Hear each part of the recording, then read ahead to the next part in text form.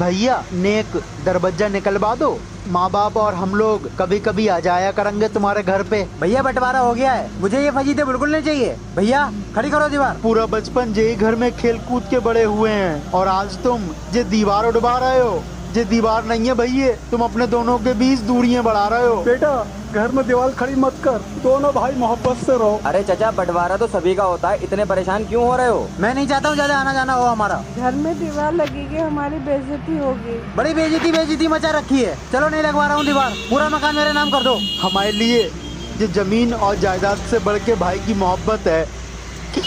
भाई रुको, भाई दुनिया के सामने अपने रिश्ते को ऐसे शर्मसार ना कर, माँ बाप की इज्जत को बेकार ना कर। जे ले, मेरे हिस्से की जमीन भी ले ले, मगर घर में दीवार ना कर।